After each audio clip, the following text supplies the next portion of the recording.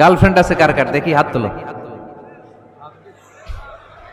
মাশাআল্লাহ, সাহস আছে ওদের, বুকের পাটা আছে। হাত নামা বেটা।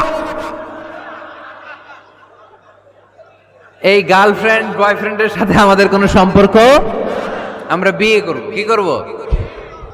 বিয়ে করব। চেয়ারম্যান সাহেব বিয়ে করাই দিন এগুলোরে, আপনার দায়িত্বে দিয়ে গেলাম।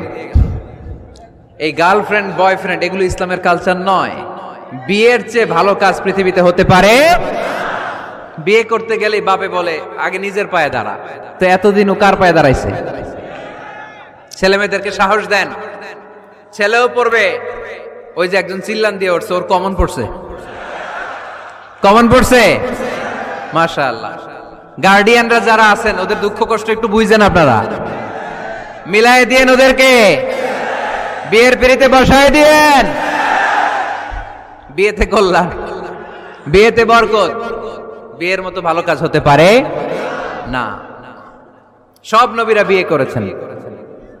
আর নিকাহ মিন সুন্নতি, বিয়ে আমার সুন্নাত। ফামান রাগিবা আন সুন্নতি ফালাইসা মিন্নি, যে আমার সুন্নতকে ভালোবাসে না সে আমার উম্মত হতে পারে না। বিয়েটাকে সহজ করে দেন। যেই সমাজে বিয়ে সহজ ওই সমাজে জিনা কঠিন, তাই না? যেই সমাজে জিনা সহজ ওই সমাজে বিয়ে কঠিন। আমাদের সমাজে জিনা করা সহজ, বিয়ে করতে লাগে 10 লাখ, জিনা করতে লাগে 1000, ঠিক কিনা? 10 লাখ টাকা ছাড়া বিয়ে করা যায় না। এটা লাগবে, ওইটা লাগবে, এই দাও, ওই দাও, মোহর দাও, বিশাল অঙ্কের মোহর। 10 লক্ষ টাকা ধার্য না করলে মেয়ে দিবে না, এরকম আছে না নাই? না, এগুলো আসলে ইসলামিক কালচার না। ছেলের বাবা মেয়ের বাবা উভয়কে আমি বলি বিয়েটা সহজ করে দেন, সহজ করে দেন। ছেলে পড়াশোনা করুক, সমস্যা নাই, মেয়েও পড়ুক, কিন্তু তারা পবিত্রভাবে তাদের সম্পর্ককে মেনটেন করুক, ঠিক কিনা?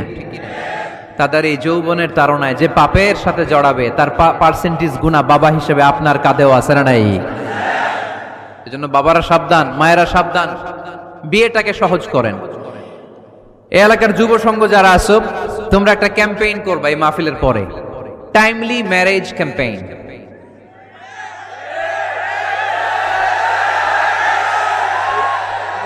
Timely marriage campaign. সময় মতো বিয়ে দিতে হবে, দেরি করা যাবে।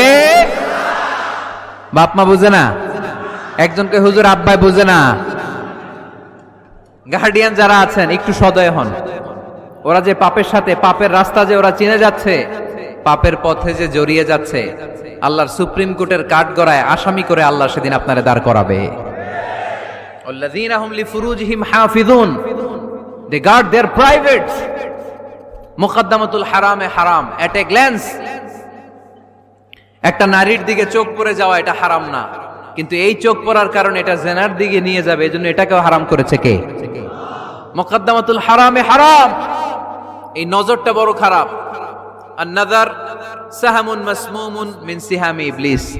এই নজর হচ্ছে শয়তানের বিষ মাখানো তীরের মধ্য থেকে একটা ভয়ঙ্কর তীর। এই তীর দিয়ে শয়তান যুবক আর যুবতীদেরকে কাবু করে ফেলে।